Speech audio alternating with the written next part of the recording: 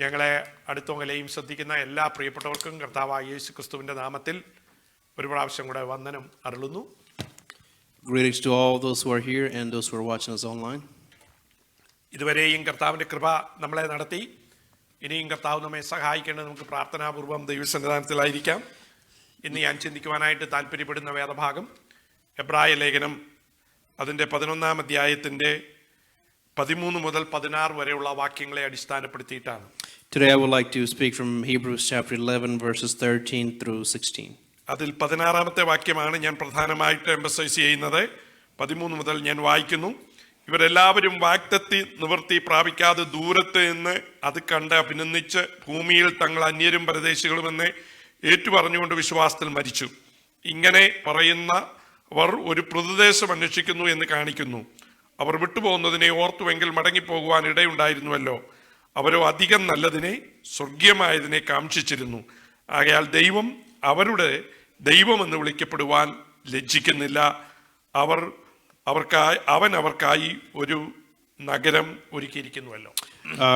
We're going to be speaking from verses 13 to 16, but the theme of the message is verse 16, and it reads, "Instead, they were longing for a better country, a heavenly one. Therefore, God is not ashamed to be called their God, for he has prepared a city for them." ദൈവമായ കർത്താവ് എങ്ങനെയാണ് പഴയ നിയമ ഭക്തന്മാരെ നടത്തി അവർ വിശ്വാസത്തിൽ എങ്ങനെയാണ് മുന്നോട്ട് പോയതെന്ന് വിവരിക്കുന്ന വിശ്വാസികളുടെ ഒരു പട്ടികയാണ് 11-ാം അധ്യായം മുഴുവൻ. Chapter 11 is a book of faith, chapter of faith. അവിടെ വിശ്വാസത്തിന്റെ കാര്യങ്ങൾ അത്ര എളുപ്പമായിരുന്നില്ല.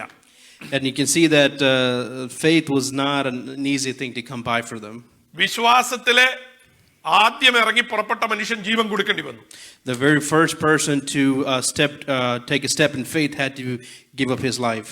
മുന്നോട്ടുള്ള ഓരോരുത്തരും ബുദ്ധിമുട്ടുകളിൽ കൂടെയും പ്രയാസങ്ങളിൽ കൂടെയാണ് അവരുടെ വിശ്വാസ ജീവിതം തികച്ചത്. And everyone since then had paid a great price for living in faith.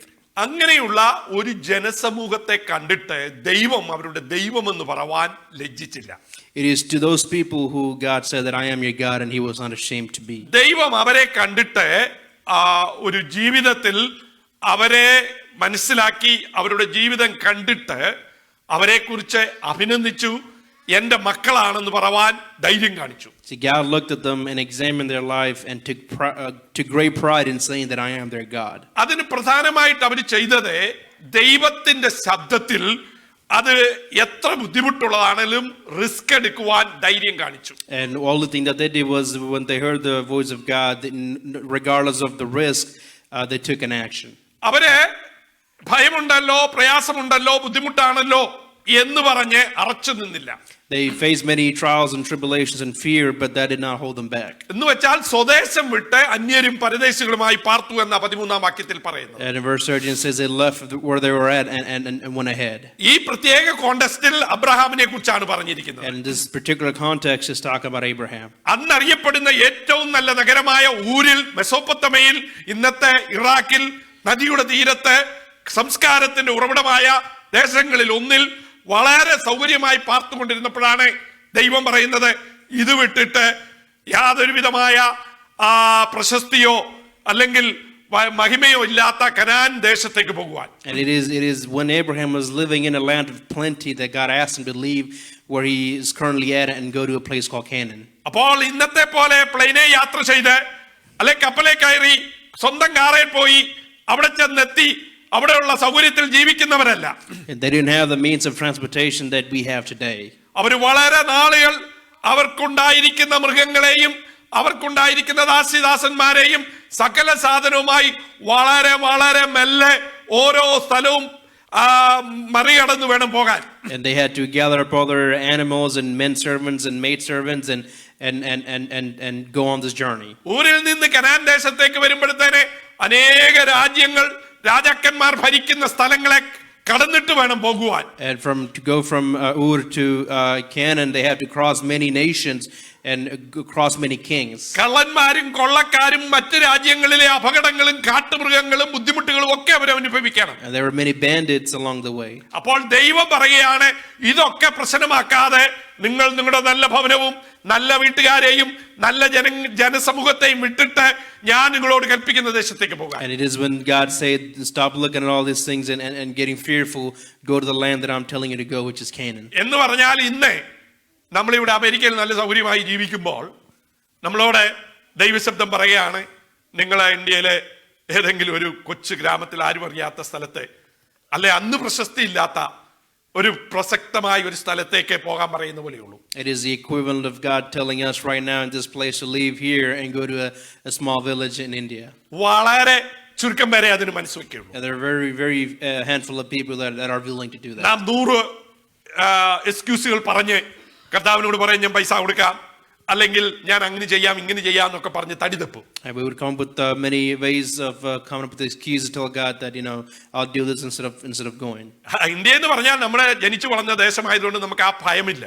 See, when you say India, we're not afraid because it is where most of us were born and raised. എന്നാൽ ഇവര് യാതൊരു പരിചയമില്ലാത്ത ദേശത്തെ അന്യരും പരദേശികളുമായി വരത്തന്മാരെന്നുള്ള പേരിന്റെ അല്ലെങ്കിൽ മറ്റുള്ളവരുടെ പ്രയാസങ്ങളും പ്രതിസന്ധികളും അഭിമുഖീകരിക്കേണ്ടവരാണ്. But Abraham is going to a land that is not of his own and he's a stranger there. അപ്പോൾ അസാധാരണ കാര്യത്തിന് വേണ്ടി സ്റ്റെപ്പ് എടുത്തു വെച്ച ഈ ദൈവത്തിന് വേണ്ടി വേർതിരിച്ച ജനത്തെ ഓർത്തെ ദൈവം പറയുന്നു, ഞാൻ അവരെ കുറിച്ച് അഭിമാനം കൊള്ളുന്നു. So in that context, God is saying that I take great pride in calling them my people. നമ്മളെല്ലാം പറയാറുണ്ടല്ലോ, നമ്മുടെയൊക്കെ ഈ ജീവിതത്തിൽ ക്രൗൺ വേണമെങ്കിൽ ഒരു ക്രോസിൽ കൂടെ കടന്നു പോകണം, എന്നാൽ മാത്രമേ അല്ലെങ്കിൽ ബുദ്ധിമുട്ടില്ലാതെ ഒരു കാര്യവും ആർക്കും നേടിയെടുക്കാൻ പറ്റുകയില്ല. And we typically say that without suffering there's no gain. അത് ലോകത്തിന്റെ പ്രമാണമാണ്. ഒരു വിത്ത് നിലത്ത് വീണ് ചത്ത് എന്നിട്ടാണ് അതൊരു സസ്യമായി മാറുന്നത്. That is the saying of this world that without pain there is no gain. യേശുക്രിസ്തുവിനെ ഗ്രീക്കുകാർ കാണാൻ വന്നപ്പോൾ യേശു പറഞ്ഞ ഉപമയാണ്, ഗോതമ്പ് മണി നിലത്ത് വീണ് ചത്തില്ലെങ്കിൽ അത് അതുപോലെ ഇരിക്കും, യാതൊരു പ്രയോജനവും ഉണ്ടാകില്ല. When the Greeks challenged Jesus, he said that unless the wheat falls on the ground and flourishes, there's no use for it. അപ്പോൾ അവരുടെ നന്മയും കാര്യങ്ങളും ഒക്കെ വിട്ടിട്ട് അവർ ദൈവത്തിന് വേണ്ടി ദൂരദേശത്തേക്ക് കടന്നുപോയി. The people left all their blessings and everything that they had behind and went ahead on a journey that God has told them to go. അത് മാത്രമല്ല ഈ വാക്യത്തിൽ പറയുകയാണ്, അവർ അന്യരും പരദേശികളുമായി പാർത്ത് ഒരു പ്രതിദേശം അന്വേഷിച്ചെന്ന്. And it's scripture saying that they went to a place that they were not welcomed in. അത് അവര് പാർത്തിരുന്ന ദേശം അവരുടെ സ്വന്തമല്ലെന്ന് മാത്രമല്ല ഇവിടെ ഉള്ളതിനൊന്നും വിലയും കൊടുത്തില്ല. And not only that, the place they lived is not their own, but they did not give great importance to it. അതിന്റെ 10ാം വാക്യത്തിൽ പറഞ്ഞിരിക്കുന്ന ദൈവം അടിസ്ഥാനമിട്ട ഒരു നഗരത്തിനായി അവർ പ്രതീക്ഷിച്ച് കാത്തിരുന്നു.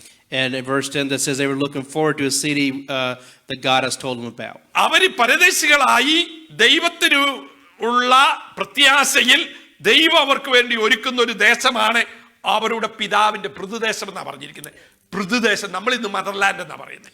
അവര് പിതാക്കന്മാർക്ക് സ്ഥാനം കൊടുത്തതുകൊണ്ട് പൃഥുദേശം എന്നാ പറയുന്നത്. And they were strangers in a foreign country and they held on to the hope that God has told them about the city that he was building for them. അപ്പോൾ ഈ ഭൂമിയിലുള്ള യാതൊന്നുമല്ല, അവര് പാർത്ത സ്ഥലമല്ല, വന്നത് പാർത്ത സ്ഥലമല്ല, അവര് പ്രതീക്ഷ വെച്ച ദൈവം അടിസ്ഥാനമിട്ട നഗരമാണ് അവരുടെ പൃഥുദേശം എന്നവർ വിശ്വസിച്ചു. And they believe it is not the land that they lived or the land that they're walking on, but it is land that they hope for. അവരെ മരിച്ചപ്പോൾ വിശ്വാസത്തിൽ ധൈര്യത്തോട് മരിച്ചു, കാരണം പൃഥുദേശത്തേക്കാണ് പോകുന്നത്. And when they died with faith because they knew that they were on their journey to this land that God has promised. അപ്പോൾ പരദേശത്ത് നിന്ന് പൃഥുദേശത്തേക്ക് പോകുന്ന സന്തോഷവും വിശ്വാസവും പ്രത്യാശയും അവർക്കുണ്ടായിരുന്നു. And it is that faith, hope and joy that they had in going to this land that God had promised. അവര് വിശ്വാസത്തിൽ മരിച്ചു എന്നാ പറഞ്ഞിരിക്കുന്നത്. And the scripture says that they died with faith. കാരണം ഇത് കഴിഞ്ഞിട്ട് വേണം അങ്ങോട്ട് പൃഥുദേശത്തേക്ക് പോകാൻ. It is because they go to the next place that God has promised them. അത് നമുക്ക് മാത്രമല്ല, നമ്മുടെ പിതാക്കന്മാരെ അങ്ങനെ തന്നെ വിശ്വസിച്ചിരുന്നു. And it's not just for us, but our forefathers also believed the same thing. നമ്മൾ അതുകൊണ്ടാണ് ഒരു പാട്ടുണ്ടാക്കി മുന്നേ പോകുന്നവർ ഭാഗ്യവാന്മാരെന്ന്. There are many songs that we've written to express that. അത് മരിച്ചു കിടക്കുമ്പോൾ പാടുന്ന പാട്ടേ ഉള്ളൂ. And it is a song we typically sing when at a funeral. അല്ലാതെ നമുക്ക് ആത്മാർത്ഥമായി നമ്മൾ പറയുമോ, എനിക്ക് നിങ്ങളുടെ ഒന്നും മുഖം കാണാത്തതുകൊണ്ട് നമ്മൾക്ക് കാണാൻ പറ്റത്തില്ല, എന്തുവാ കടന്നു പോകുന്നതെന്ന്. മുന്നേ പോകുന്ന ഒരു ഭാഗ്യവാന്മാരാണെന്ന് പാട്ടുകാരൻ എഴുതി വെക്കാതെ ആത്മാർത്ഥമായി കർത്താവിനോട് കർത്താവെ മുന്നേ പോകുന്ന എന്റെ അങ്ങ് ആദ്യം എടുത്തോണേ എന്ന് പറയാൻ ആരെങ്കിലും ഉണ്ടോ? എന്നെ കേൾക്കുന്ന ആരെങ്കിലും? We don't typically say such a wish.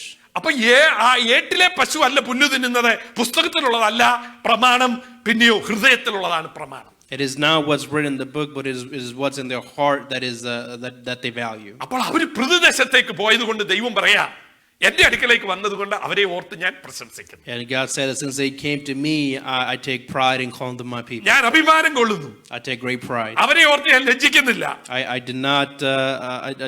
I'm not discouraged because of them. മൂന്നാമത് അവരുടെ ജീവിതത്തിൽ അവർ ചെയ്ത ഒരു കാര്യം, ദൈവം പറഞ്ഞത് അവർക്ക് വിശ്വസിക്കുന്നതിന് ഒരു മടിയുമില്ലായിരുന്നു. And the third thing is that they had no issue believing what God had told them. അപ്പോൾ അതുകൊണ്ട് അവർ പുറമോട്ട് നോക്കുന്ന ഉടനെ അവരുടെ പൃഥുദേശം വേറെ ഒന്നായതുകൊണ്ട് അവർ വിട്ട ദേശത്തേക്ക് മടങ്ങിപ്പോകാൻ അവസരം ഉണ്ടായിട്ടും പോയില്ല.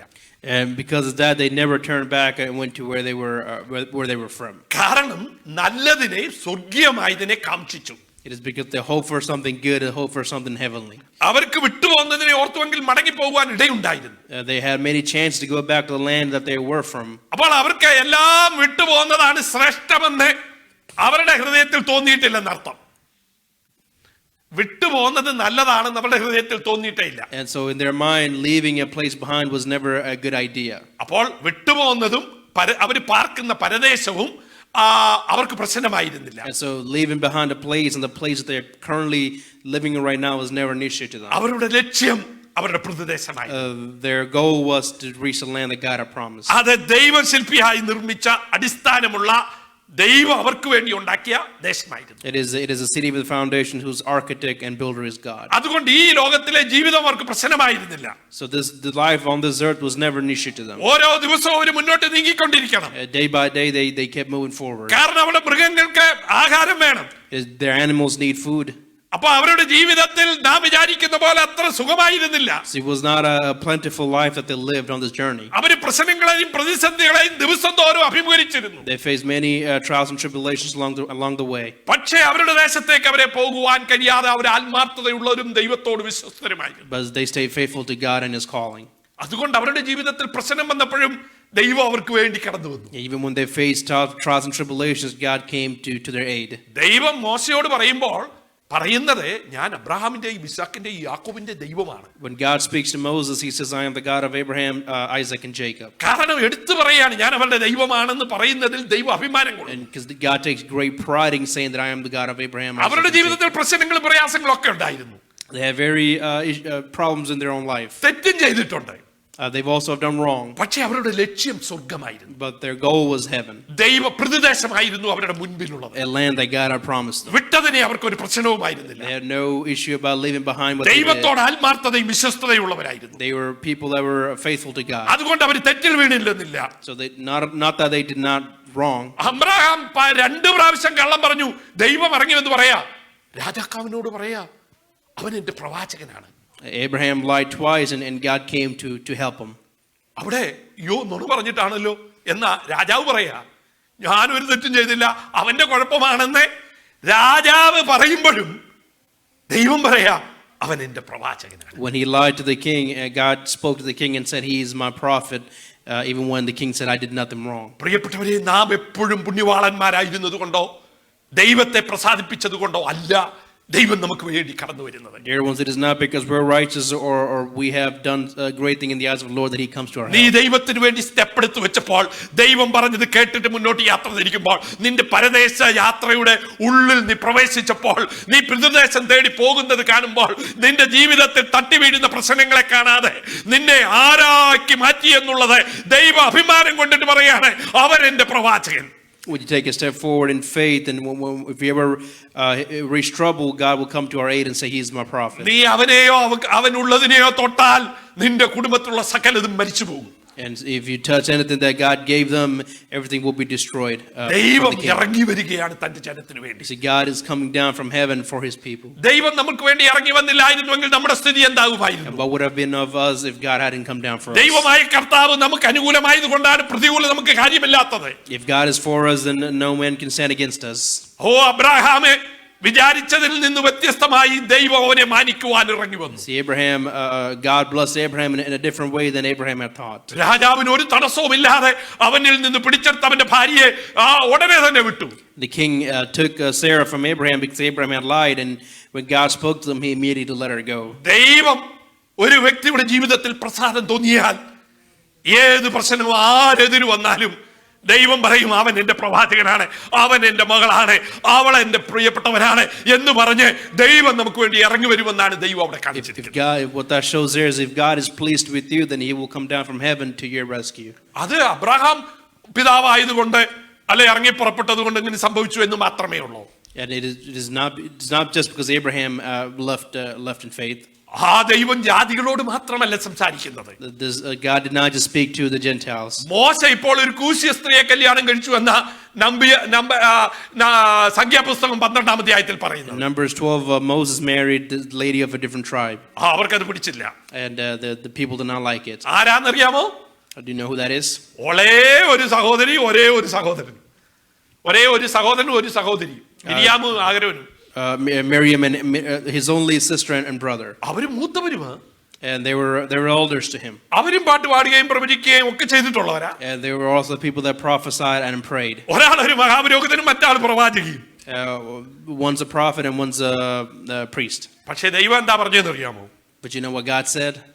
നിങ്ങളെ ഞാൻ പ്രസാദിച്ച മനുഷ്യരോട് സംസാരിക്കുമ്പോൾ എന്തോ സംസാരിച്ചു എന്ന് ഒരു ഭയമുണ്ടായിരിക്കേണ്ടത് ആവശ്യമായിരിക്കുന്നു. God told him, if you're talking to someone that I'm pleased, then you should be fearful. അപ്പോൾ ജാതികളോട് മാത്രമല്ല നമ്മുടെ ജനങ്ങളോടും ദൈവത്തിന് ഇടപെടാൻ കഴിയും. Not just to the Gentiles, but to our own people, God is able to speak. അവര് മൂത്തതായിരിക്കാം, അവർ നിന്നേക്കാൾ ശ്രേഷ്ഠന്മാരായിരിക്കാം, നിന്നെ സഹായിച്ചിട്ടുള്ളവരായിരിക്കാം. They might be older than you. They might have helped you before. അവിടെ ദൈവം പറയുന്നത്, നിങ്ങൾ എന്റെ ദാസനായ മോശയ്ക്ക് വിരോധം ആയി സംസാരിപ്പാൻ ശങ്കിക്കാഞ്ഞതെന്തെന്ന്. And when Miriam and Aaron began to talk against Moses, God and saying, why are you talking to Moses like this? മിരിയാമിന് പറയാം, നീ അധികം അളകണ്ട, നീ ഒഴുകി പോകപ്പോൾ നിന്നെ ഞാനാണ് ഇത്ര ആക്കി തീർത്തതെന്ന് പറയാം. And Miriam had a lot of things to say to Moses, like, I am the one who helped you and who essentially made you live.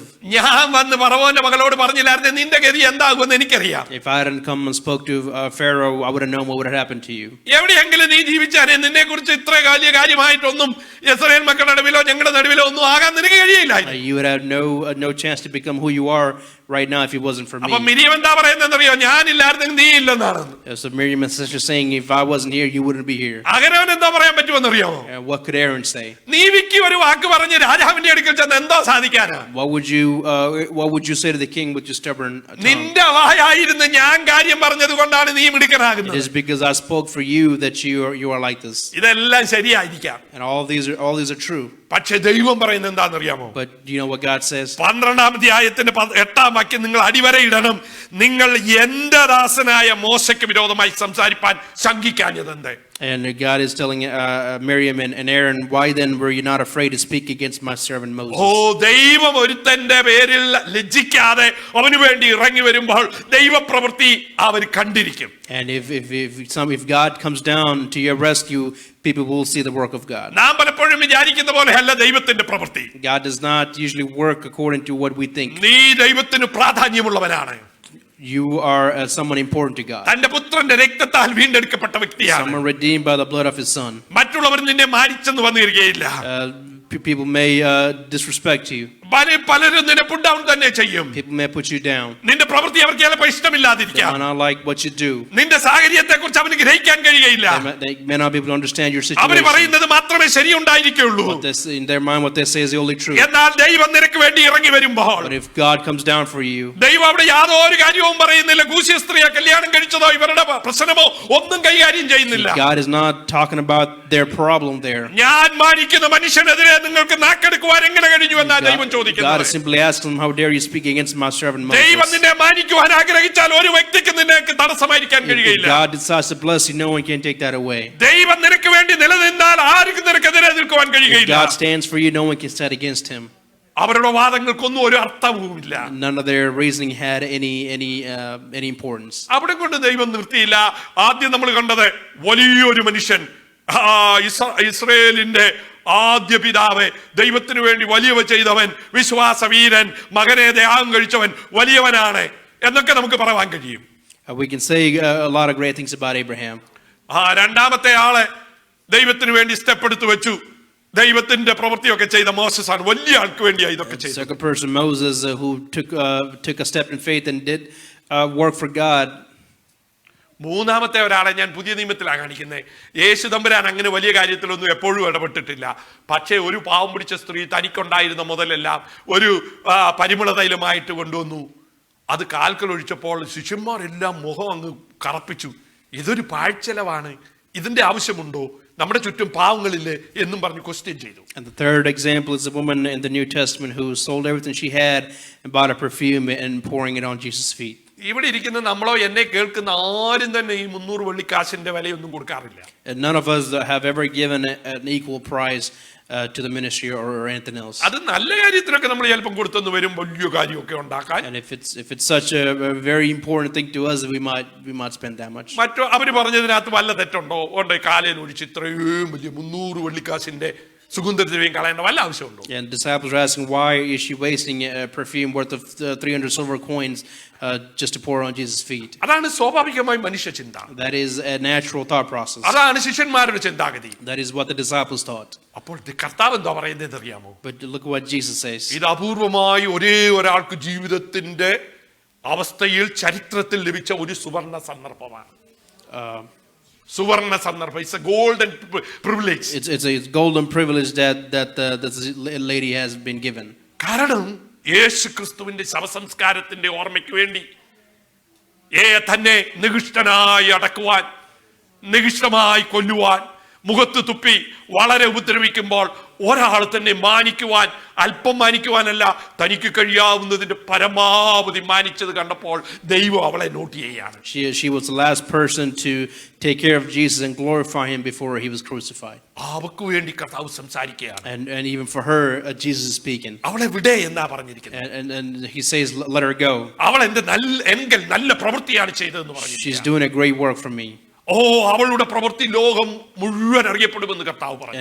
And Jesus said that what she does now will be known throughout the world. സുവിശേഷം പ്രസംഗിക്കുന്ന കാലത്തോളം അത് പ്രസംഗിക്കപ്പെടുമെന്ന് പറഞ്ഞു. As long as the gospel is preached, she will be known. ആയതുകൊണ്ട് നീ കർത്താവിനെ സ്നേഹിച്ച് അവന് വേണ്ടി ചെലവിടുന്നതൊന്നും വെറുതെ ആകത്തില്ല. So when you love God and put something towards in this ministry, none of that is in vain. ബാക്കിയുള്ളവർ എന്ത് ചിന്തിച്ചാലും നിന്റെ ഹൃദയത്തിൽ കർത്താവ് നൽകുന്നതാണ് കർത്താവിന് വേണ്ടി നീ ചെയ്യേണ്ടത്. Regardless of what people say about you, what you put forward in faith is what God values. അത് വലിപ്പം കൊണ്ട് മാത്രമല്ല, ചെറുപ്പം കൊണ്ടായാലും കർത്താവ് അതിനെ കാണുന്നുണ്ട്. It is not how big it is, even the very small thing is valued. കർത്താവ് വലിയ കാര്യങ്ങളെ മാത്രം കാണുന്നവനല്ല. God just doesn't look at big things. ചെറിയ കാര്യങ്ങളെയും കാണുന്ന ഒരു കർത്താവുണ്ട്. Even the minute things he notices. വിധവയുടെ 2 കാശ് കണ്ട ഒരു കർത്താവുണ്ട്. The widow that offered 2 pennies. അവർക്ക് 2 പേർക്കും വേണ്ടി കർത്താവ് അടുത്ത് വരികയാണ്. And even for her, God noticed her. ഒന്നാമത്തെ സ്ത്രീയെ കുറിച്ച് നമുക്ക് കൂടുതലൊന്നും അറിയില്ല. ഭർത്താവുണ്ടോ, മക്കളുണ്ടോ, കുടുംബമുണ്ടോ എന്നൊന്നും അറിയത്തില്ല മേരിയെ കുറിച്ച്. The Mary, we don't know if she had a husband or if she has a family. None of that is said of her. രണ്ടാമത്തെ സ്ത്രീ ഒരു വിധവയാണ്, പാവപ്പെട്ടവളാണ്, ആകെപ്പാടെയുള്ളത് 2 പൈസയാണെന്ന് പറയാം. Second woman is a widow and she's poor and all she has is 2 pennies. അപ്പോൾ ഇവരെ രണ്ടുപേരെയും ഒരുപോലെ അവർക്ക് വേണ്ടി സംസാരിക്കുന്ന ഒരു കർത്താവ്. But God spoke for both of them equally. അവർക്ക് വേണ്ടി ഇടപെടുന്ന ഒരു കർത്താവ്. God worked for them. അപ്പോൾ നീ ആരാണെന്നുള്ളത്, നീ എന്താണ് മറ്റുള്ളവരുടെ മുമ്പിൽ എന്ന് കർത്താവ് നോക്കുന്നില്ല. It is not who you are and how you are in front of the people. നീയും കർത്താവുമായിട്ടുള്ള ബന്ധത്തിൽ അവന് വേണ്ടി സ്റ്റെപ്പ് എടുത്ത് വെക്കുമ്പോൾ നിന്നെ കുറിച്ച് ലജ്ജിക്കാതെ, നിന്നെ കുറിച്ച് അഭിമാനമായി പറയുന്ന ഒരു ദൈവമാണ് നമ്മുടെ കർത്താവ്. If you take a step towards in faith for God, he will say he is proud of you. അവിടെ ഇരിക്കുന്ന സകലരും ഒരുപോലെ ലജ്ജിച്ച് കാണും. And everyone around them might have felt a little embarrassed. എനിക്ക് തോന്നുന്നത് ഇത് കേട്ടപ്പോഴാണ് യൂദ പറഞ്ഞത്, അങ്ങനെയാണെങ്കിൽ ഞാൻ നിന്നെ കാണിച്ചു തരാമെന്ന്. I believe that is probably when Judas said, all right, if that's the case, then let me show you. 300 വെള്ളിക്കാശിന് ഇത് വെറും ചെലവ്, ചിലപ്പോൾ 30 വെള്ളിക്കാശെങ്കിലും നിന്റെ പേരിൽ ഞാൻ വാങ്ങിയിരിക്കുമെന്ന് യൂദ അന്ന് തീരുമാനിച്ചത്. Judah must thought, I can at least make 30 silver coins from you. ദാഹൻ വിചാരിച്ചത് ദശാംശം എനിക്ക് വേണമെന്നായിരിക്കും. He probably thought that I needed the offering. 300 വെള്ളിക്കാശ് വെറുതെ കൊടുത്തപ്പോൾ ദശാംശം കിട്ടുന്ന മാർഗം ഞാൻ നോക്കി. And Judas looked at what the tithe and offering that he would get. അത് കർത്താവിനെ വിറ്റാന്നതിനും ഉണ്ടാക്കും. പറ, കർത്താവിനെ വിറ്റാണെങ്കിൽ ഞാൻ even if he had to sell Jesus, he wanted to make that money. നമ്മുടെ ജീവിതത്തിൽ അതെന്തായിത്തീരുന്നെന്ന് നമുക്കറിയാം. And you know what happened to him. അതൊക്കെ നമുക്ക് ഉണ്ടാക്കാൻ കഴിയും. And we can make all that money. ഇന്നത്തെ ന്യൂസുകളൊക്കെ നോക്കിയാൽ എന്തോ ഒരു ലജ്ജാകരമാണ് നമ്മൾ കാണുന്നതും And കേൾക്കുന്നതും. today when we watch the news and all, we see all these things that happen. എല്ലാ ദൈവത്തിന്റെ നാമത്തിൽ പറയുന്നവരെ കുറിച്ചാണ് നാം കേൾക്കുന്നത്. And everything is done by the people who claim to be of God. പക്ഷെ അവരെല്ലാം കർത്താവിന് ലജ്ജ ഉണ്ടാക്കുന്നവരാണ്. But they're all people that bring great. എന്നാൽ ദൈവം അഭിമാനം കൊള്ളുന്നവരെ കുറിച്ച് ദൈവം ഇറങ്ങി വന്ന് But പ്രവർത്തിക്കും. the one who God is proud of, he will come down. അത് വലിയ അബ്രഹാം ആയിരിക്കണമെന്നില്ല, Whether it's Abraham അത് ശ്രേഷ്ഠനായ മോശ ആയിരിക്കണമെന്നില്ല, or Moses അത് വലിയത് കൊടുക്കുന്ന മേരി ആയിരിക്കണമെന്നില്ല, or Mary who gave a lot. അത് ചെറിയ കൊടുക്കുന്ന ദരിദ്രയായ സ്ത്രീ ആണെങ്കിലും യേശു കടന്നു വരും. It can also be for the widow that gave 2 cents, even God speaks for her. ഇത്രയൊക്കെ ആണെങ്കിൽ ഞാൻ വിചാരിച്ചു ദൈവത്തിന് വേണ്ടി നിൽക്കുന്നവർ വേണ്ടി മാത്രമാണല്ലോ, വലിയ കാര്യങ്ങളൊക്കെ ചെയ്തവർക്ക് വേണ്ടി മാത്രമാണല്ലോ ദൈവം സംസാരിച്ചതെന്ന്. Sometimes you would think that God only speaks for those who did great things for the Lord. എന്നാൽ ലൂക്കോസിന്റെ സുവിശേഷം 7-ാം അധ്യായത്തില് നമ്മളെയൊക്കെയും അത്ഭുതം കൂറുമാറ ഒരു സംഭവം കൂടെ യേശു പറഞ്ഞിട്ടുണ്ട്. But in Luke chapter 7, Jesus says likewise. അതൊരു കഥയല്ല, അതൊരു ഉപമയല്ല, അത് യാഥാർത്ഥ്യത്തിൽ കർത്താവിന്റെ ജീവിതകാലത്തെ തന്നെ മാനിക്കുന്ന സമൂഹത്തിന്റെ നടുവിൽ യേശു പറഞ്ഞ ഒരു കാര്യമാണ്. It is something that God said when someone was caring for him and blessing him. ആ സ്ത്രീയെ കുറിച്ച് പറഞ്ഞിരിക്കുന്നത് ആ സ്ത്രീ ആ പട്ടണത്തിലെ ഏറ്റവും പാപിനി എന്ന് മറ്റുള്ളവർ വിധിച്ചെഴുതിയതാണ്.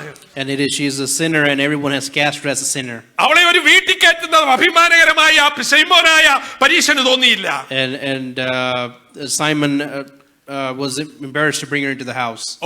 അവരെ യേശുവിനെ തൊട്ടപ്പോൾ വളരെ നിന്ദിച്ചാണ് യേശുവിനെ കാണുന്നത്. And when she touched Jesus, everyone saw Jesus as questioned Jesus. യേശു ആരാണെന്ന് വിചാരിച്ചതിന് കടകവിരുദ്ധമായി അവർ പറയാണ് ഇവനൊരു പ്രവാചകനല്ല, ഇവനൊരു പ്രവാചകൻ പോലുമല്ല എന്നാണ്. And every idea that they had of Jesus, when the woman touched him, they said he's not a prophet.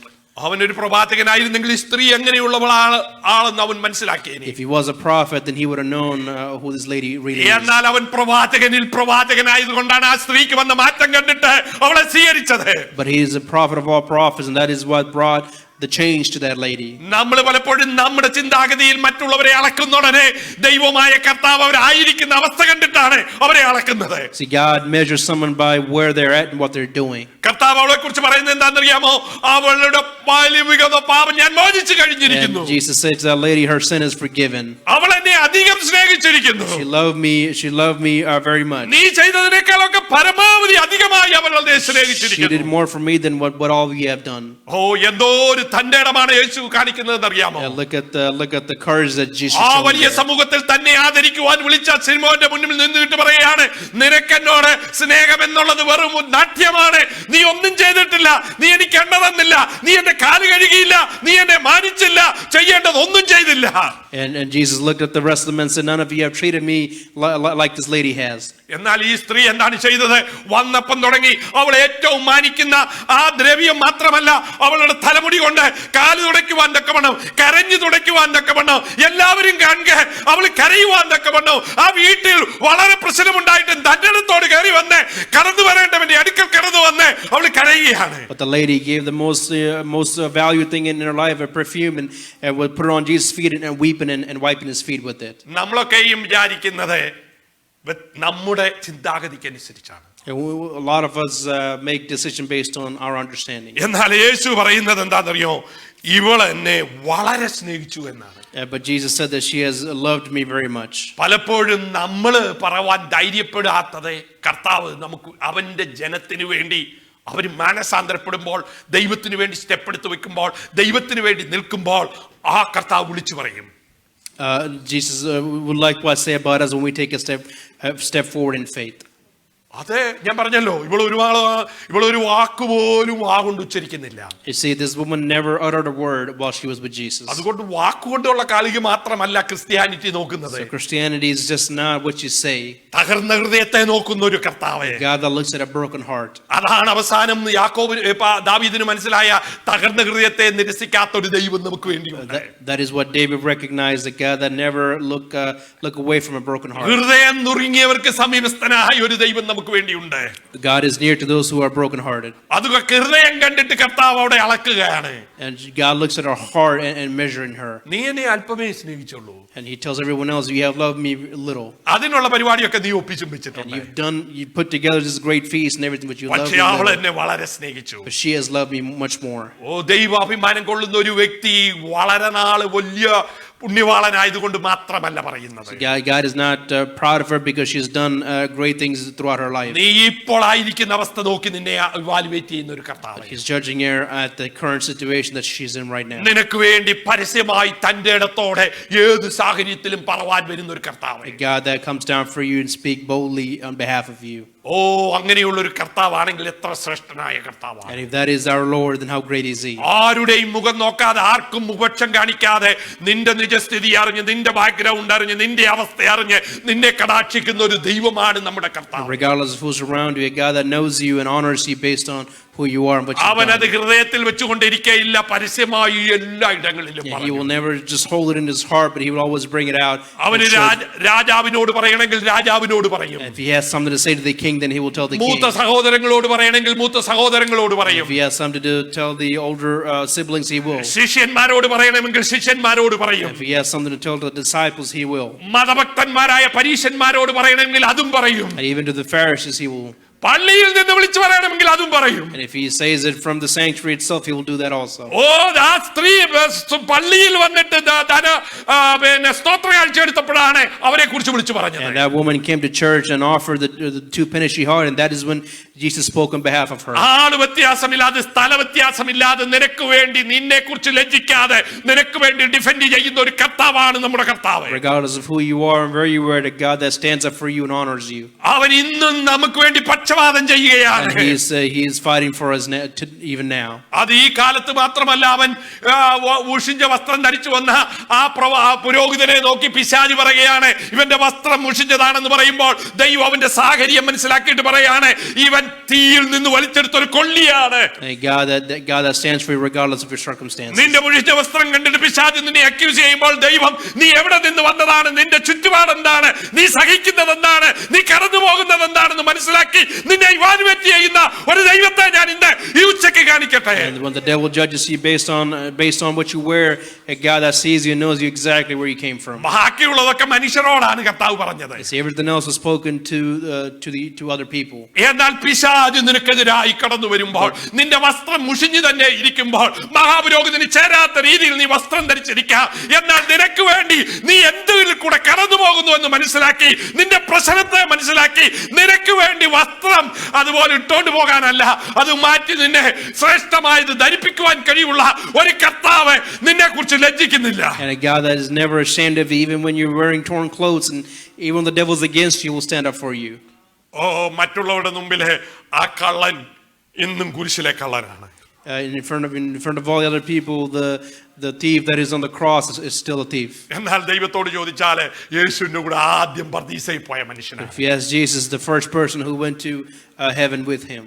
നമ്മളും യേശുവും കാണുന്ന കാര്യത്തിന്റെ വ്യത്യാസം കണ്ടു. That is the difference between how we see things and how Jesus sees things. നമ്മൾ പറയും ആ കള്ളൻ ക്രൂശിലെ കള്ളൻ. And we would say the thief that is hung on the cross. യേശു പറയും, ഞാൻ പോയപ്പോൾ എന്നോട് കൂടെ പോയ ആദ്യത്തെ വ്യക്തി. And Jesus said, when I left, the first person that came with me.